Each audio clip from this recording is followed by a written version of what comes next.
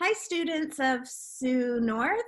I'm really glad to be here today with you and your science or environmental studies class. Your teachers have asked me to connect with Karine at the Royal Botanical Gardens, and today we're going to talk about invasive species. Karine is going to look at a couple that are in your community, but talk generally about an invasive species is and the impact that it has on the environment. So I'm going to mute my mic and my camera, and I'm going to turn it over to Karine. Thanks, Melly, and welcome everybody to Royal Botanical Gardens, aka my basement. But so glad you could join me today because we are going to be talking about invasive species.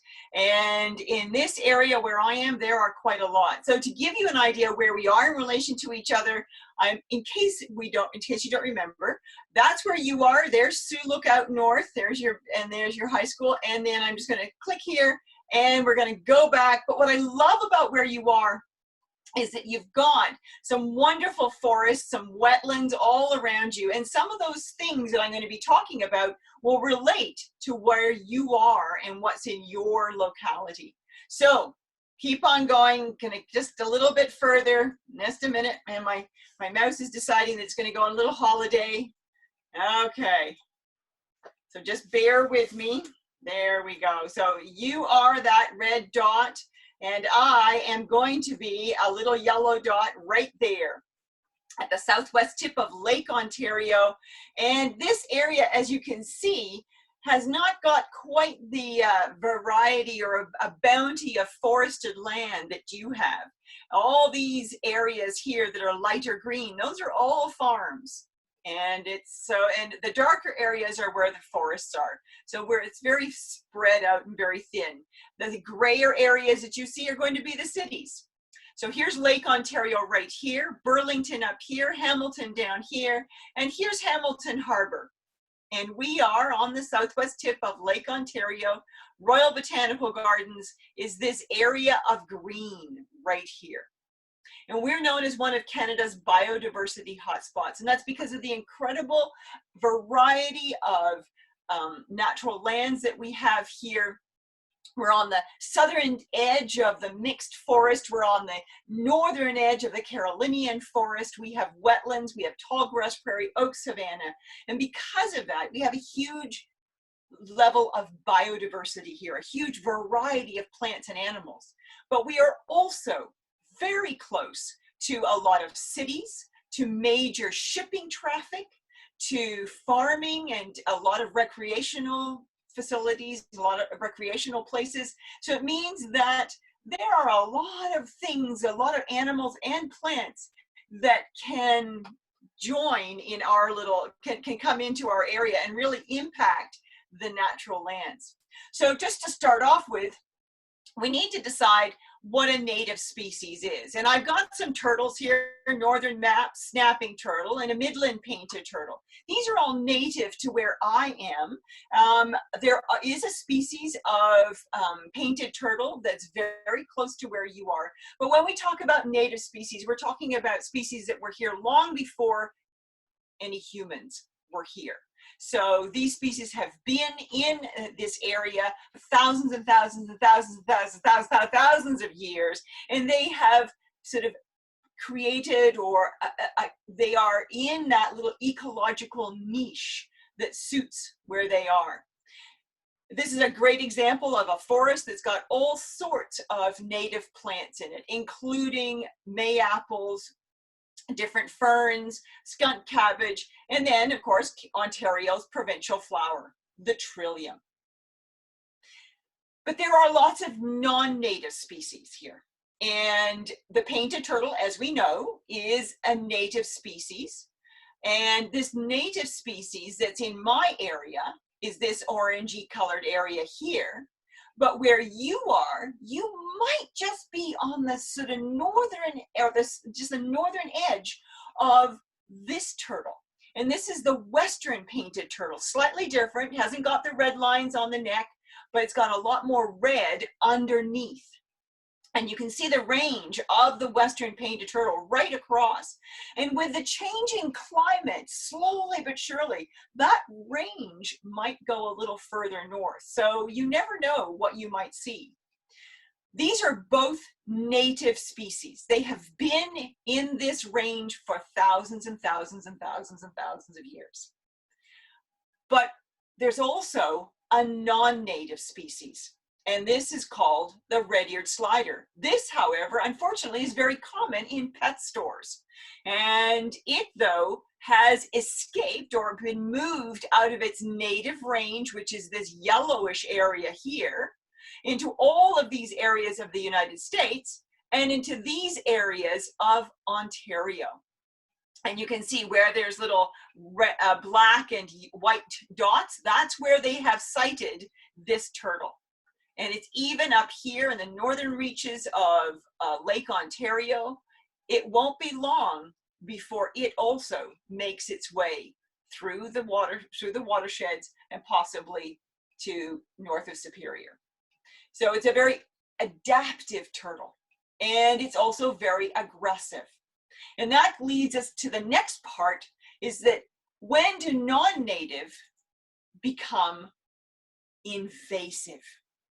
So this is an example of an invasive species. Some of you may even have seen it in people's gardens, for all I know, on their yards. It's a very common plant, but it is not a native species. And what it does is, if it is allowed to escape from a garden area, it will just take over. So what you saw, or what you see behind this picture of periwinkles, all this lovely forest with the trilliums and the mayaples and all sorts of other native plants, what would happen is this would just take over. So when we look at what an invasive species is, think of the word invade. It takes over. It comes in when it's not being asked to come in. And there are several areas that it would impact. It moves outside of its own native habitat. And how it moves, how it gets there, that is also something that we're going to be talking about. It threatens that new environment, or the economy, or society, or even all three at the same time. It disrupts local ecosystems, and it impacts biodiversity. And that is the key thing. So those periwinkles would in a sense, create a blanket over top of all those other native species, which would not be able to come up. So when you would have had 10, 15 more different native species there, now you only have one invasive species. And that's something that we're dealing with down here in Ontario, in the southern parts of Ontario. So to begin with, look at this beautiful map, all this lovely area. You know, I don't see any cities. I don't see any population here. This looks beautiful. But this is what it looks like at night. And when you look at this map, you'll see all these white areas. And those white areas are actually, and you've probably guessed it already, they're cities, they're communities, they're where people live.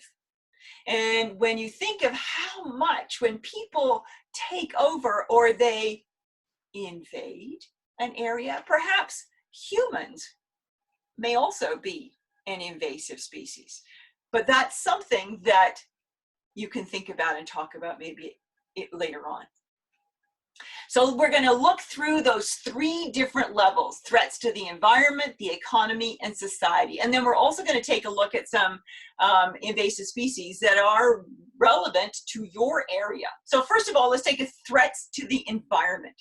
And this has to do with two little shells, two little mussels, one called the zebra mussel and one called a quagga mussel.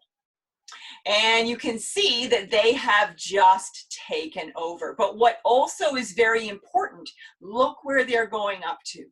Look at that. And look where they are. They've got to Thunder Bay. They're in Superior.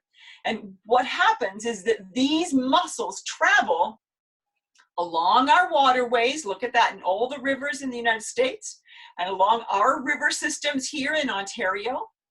And a lot of it is thanks to us and how we move things, and sometimes quite by accident. So these little shells, so these are the native mussels. These are the quagga and zebra mussels. They're tiny compared to what the native mussels would be. But they also impact these native mussels and native clams a lot. And what they do is they actually seal these native clams up and native mussels up. They seal them up because they're looking for a surface to hold on to. And when that happens, that clam isn't able to open up and release its eggs or its spawn. It's not able to reproduce properly. And so therefore, if it's not able to release those, there are animals that depend on that for food. So you can see how it disrupts the food web. One of the main reasons why it moves so easily from place to place, and why I mentioned humans, is because of something like this.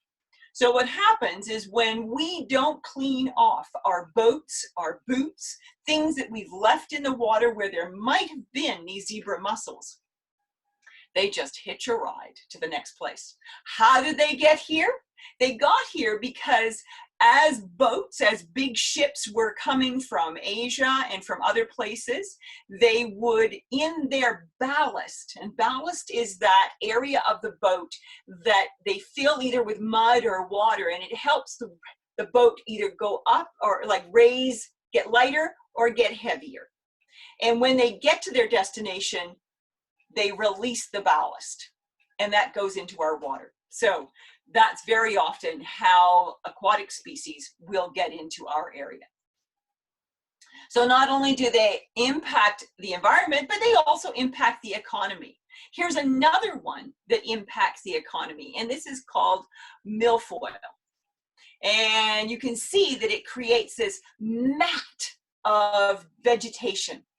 And it might look very pretty, but when something creates a thick mat like that, it means that the sunlight is not getting down into the water. Therefore, the plants that are under the water aren't getting the sunlight in order to photosynthesize, in order to produce food, in order to produce oxygen, then causing those animal species that depend on that oxygen not to have a very difficult time.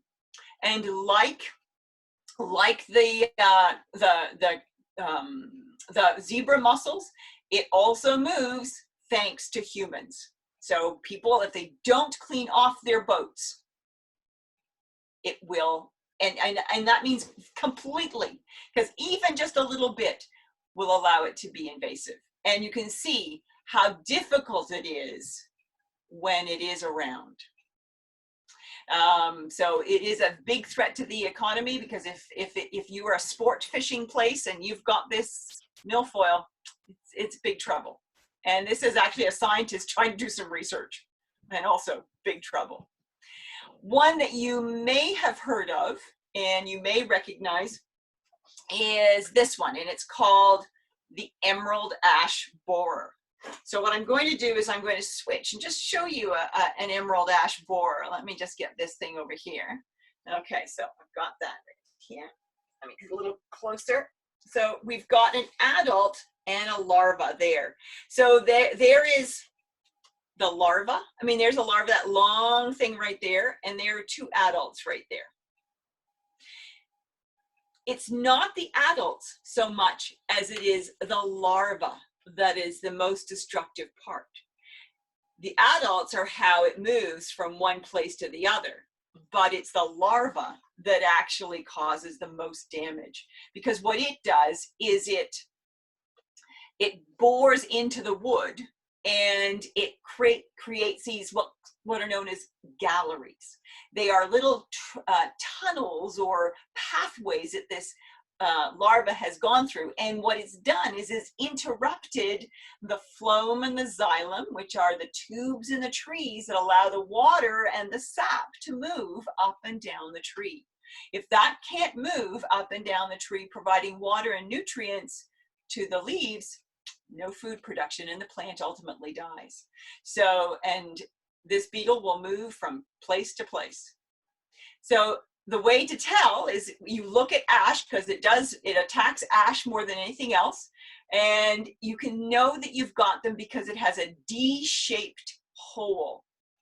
So when the adults come out, they make a little D-shaped hole.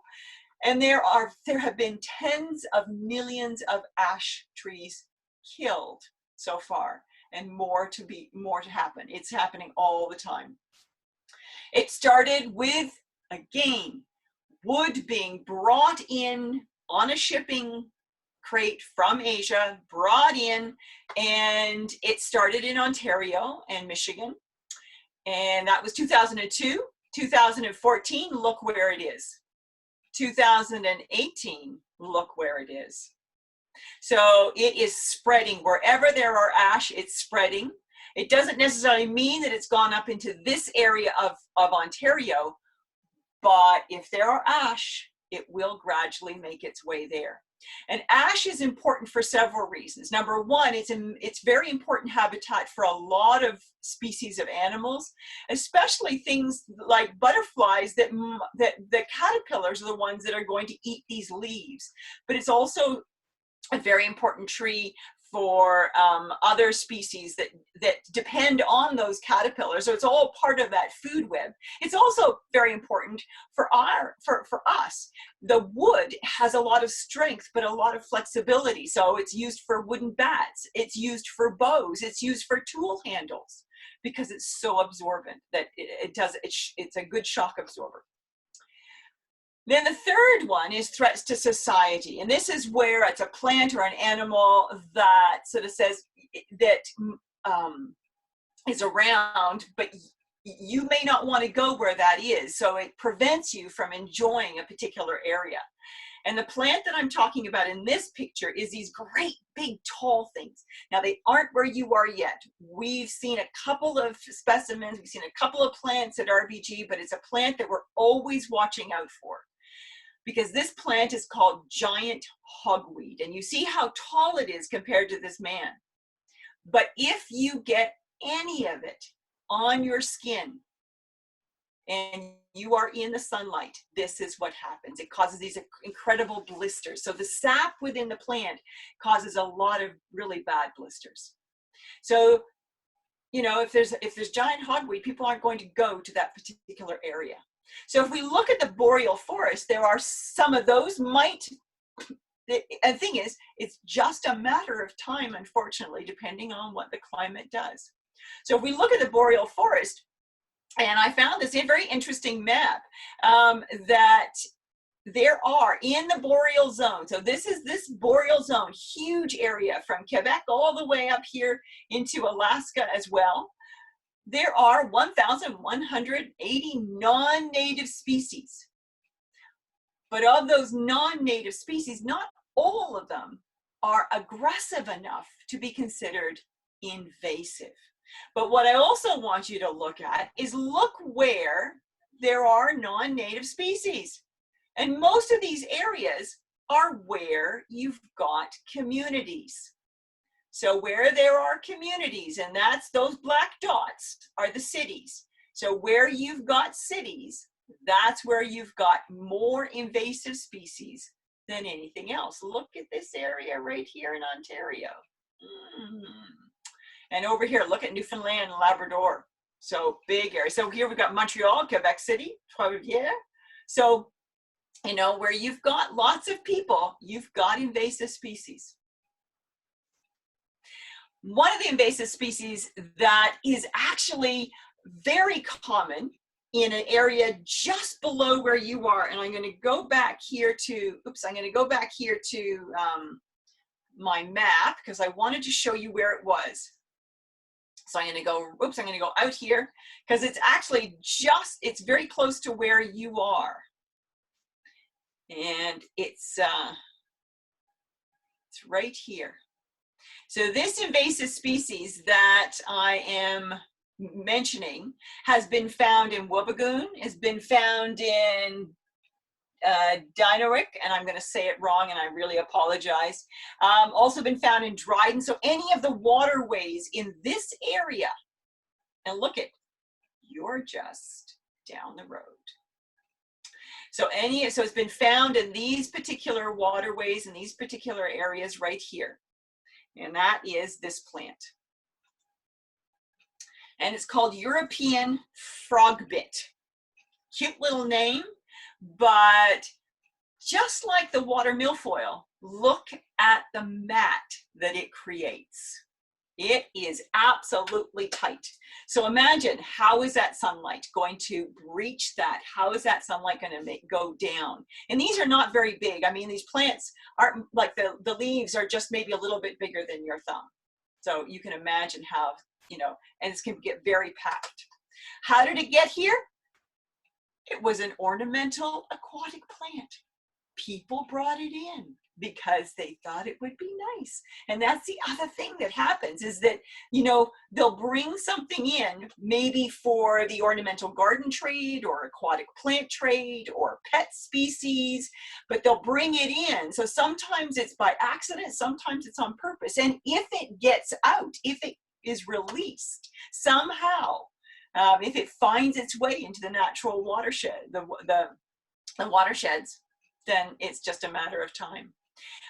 What about insects? So Canada has over 30,000 insects, but only, like, as far as we know, there could be so many more. So look at this, about 25,000 have yet to be undescribed or undiscovered.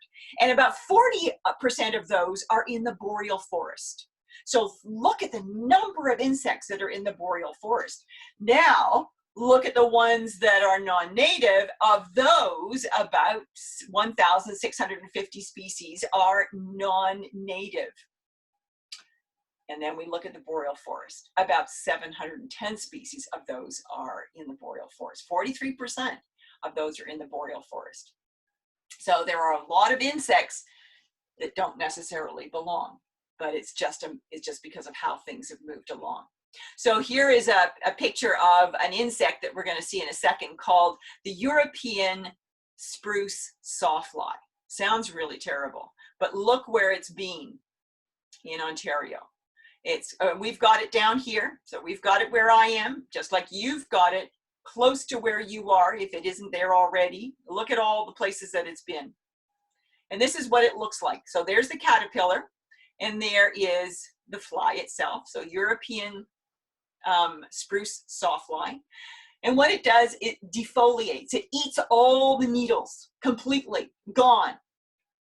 But then, to make things even worse, we have a native species that can sometimes be very aggressive. And that is the spruce budworm, right there.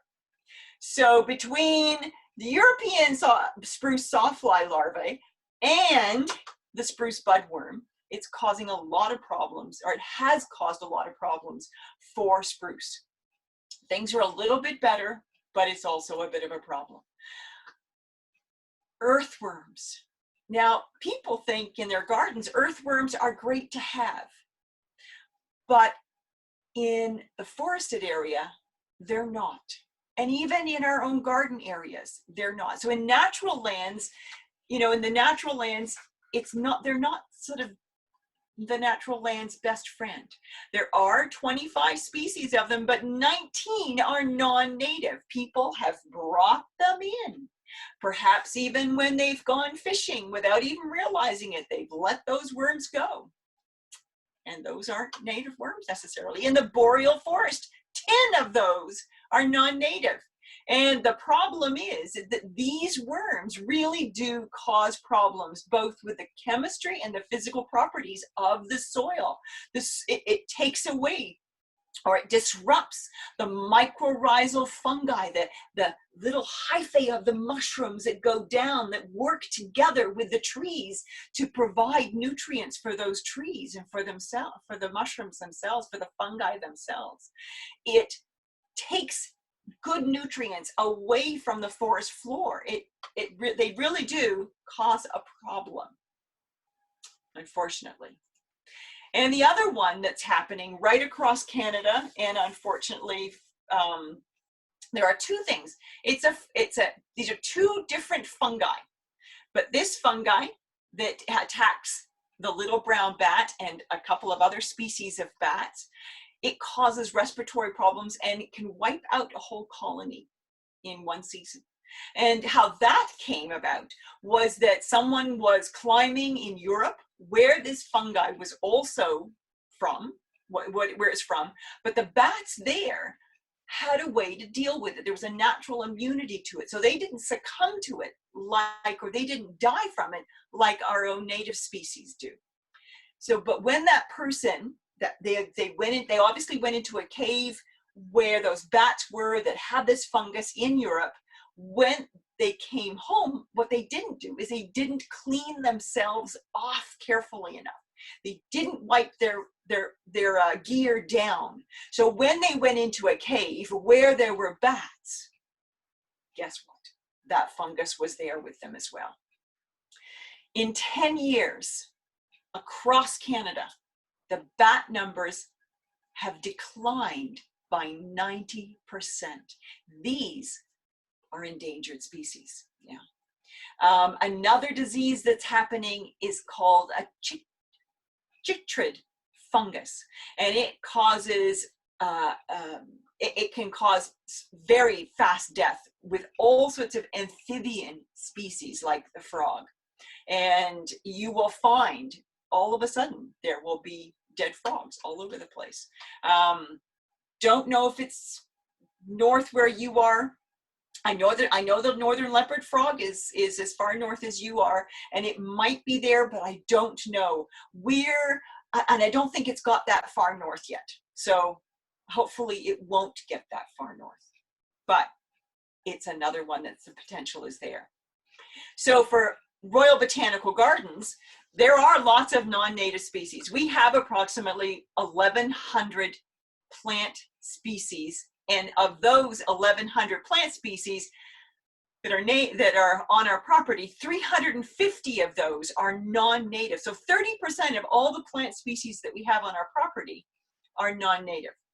We also have a variety of species that are very detrimental to our natural lands, including manna grass, garlic mustard.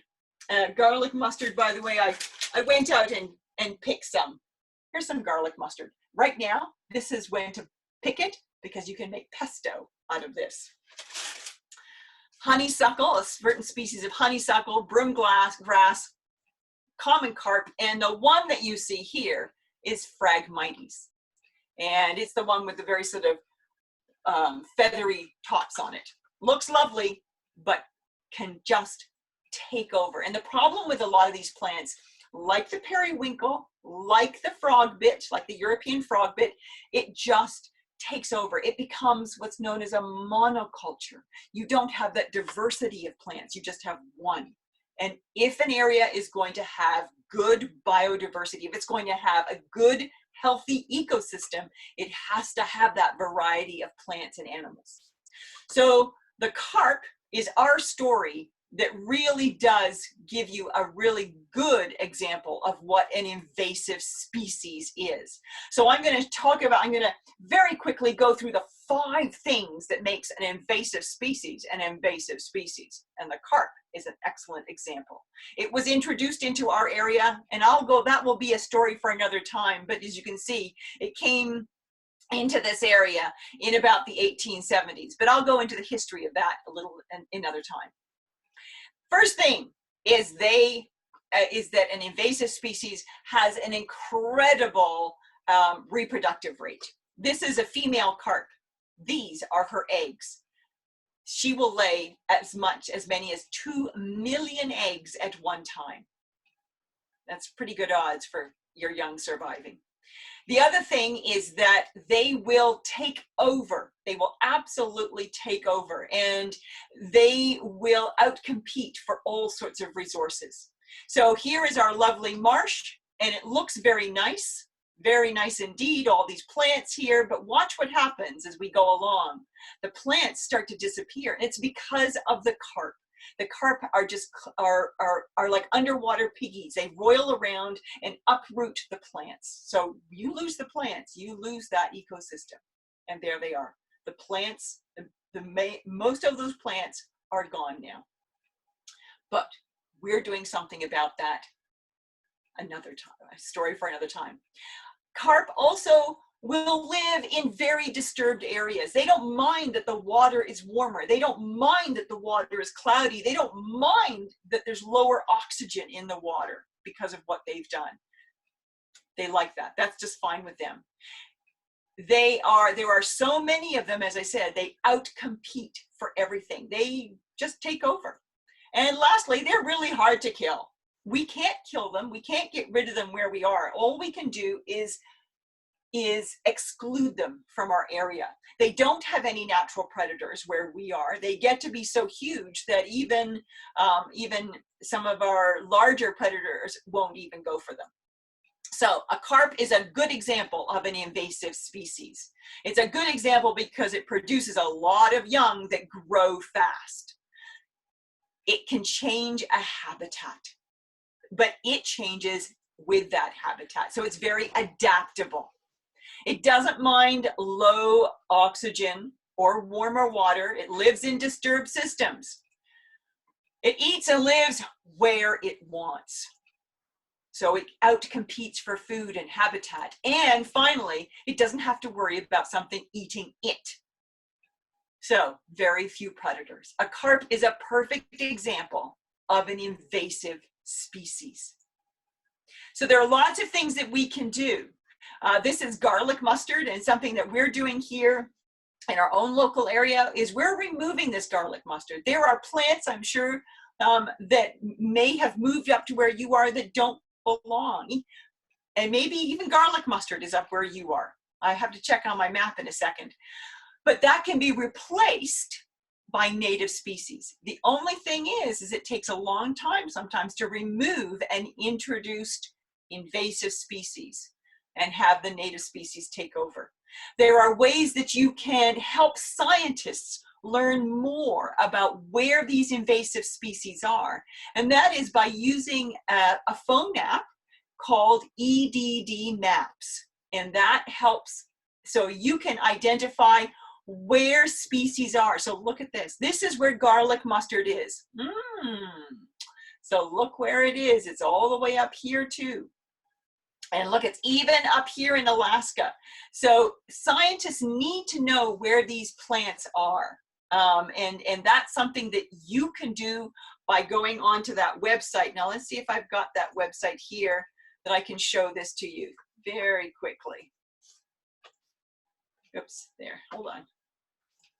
And I'm gonna go here. So here it is, here's EDD Maps Ontario. Okay, you can go on to this, you can report sightings, you can learn about where certain things are, you can look for species information. There are things that you can do that can help scientists learn more about where species are, and that will ultimately help them learn how they can take care of those things. So there are things you can do to help some of our native species survive, including these little baby snapping turtles or perhaps a bald eagle.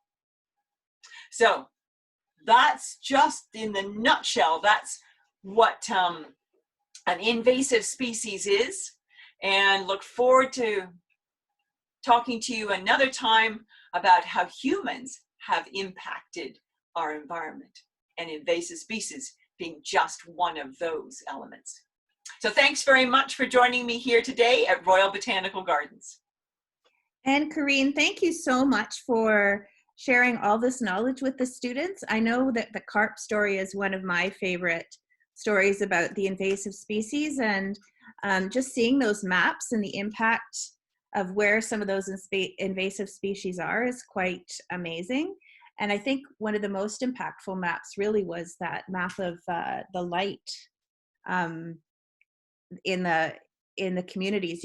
You could actually see where Sioux Lookout is on that map. So that was really great, and I hope the students were able to catch that. So just I'm going to thank you so much. Just hold on, Corrine. I'm just going to stop the recording, and thanks students for attending Corrine's special lesson for you.